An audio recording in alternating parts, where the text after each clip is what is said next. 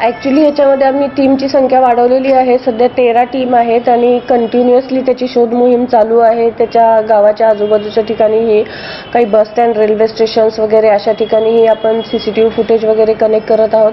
त्याचबरोबर तांत्रिक विश्लेषणावरून त्याच्या कॉन्टॅक्ट्समधले जे लोक आहेत त्यांच्याकडेही इंटरोगेट करत आहोत. त्याच्या फॅमिलीच्या लोकांनाही आपण चौकशीसाठी हे घेतलेलं आहे, ताब्यात घेतलेलं आहे. एकूणच परवा हा इन्सिडेंट घडल्यापासून या आरोपीची ओळख पटवल्यानंतर कंटिन्युअसली हा फॉलोअप सगळे अधिकारी आणि कर्मचारी फील्डवरती करत आहेत.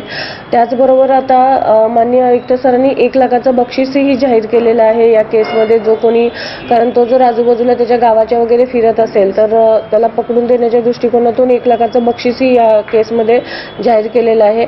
आणि बाकी ज्या गुन्ह्याच्या फॉर्मॅलिटीज आहेत त्या सगळ्या चालू आहेत. तपासाचा भाग याच्यामध्ये आहे. फॉरेन्सिक्स, बसचं ॲनालिसिस वगैरे ह्या सगळ्या गोष्टी चालू आहेत. मॅडम, साधारण 48 तासानंतर सुद्धा आपल्याला काही आरोपीपर्यंत लीड मिळालेले आहेत का? आरोपीच्या कुटुंबाच्या पैकी कोणाकोणाची चौकशी आपण केली? ॲक्च्युली तशी याच्यापूर्वीही तिथंच त्याच्या घरच्यांची चौकशी केलेली होती, पण आता त्यांना इकडे पोलीस स्टेशनला आणण्याबाबत इन्स्ट्रक्शन देण्यात आलेले आहेत.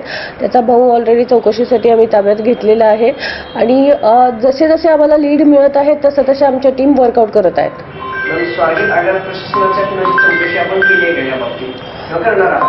नाही, चौकशी तर होईलच या प्रकरणामध्ये. तो तर तपासाचा भागच येईल याच्यामध्ये त्यांची चौकशी करणं हे. पण त्यांचे काही अधिकारी वगैरे काल येऊन या संदर्भात मला भेटून गेलेले आहेत.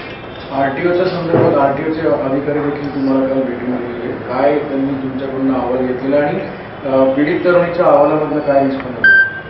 ॲक्च्युली आरटीओचे ऑफिसर येऊन त्यांना ह्या सगळ्या गोष्टींची माहिती हवी होती. ती माहिती विचारण्याच्या दृष्टीने ते आलेले होते. त्यानुसार त्यांना केसच्या संदर्भातली सर्व माहिती प्रोव्हाइड करण्यात आलेली आहे. पीडित तरुणीच्या अहवालातनं काय रिस्पॉन्स? त्याच्या बाबतीत आता याच्यावरती चॅनलवरती बोलणं योग्य राहणार नाही.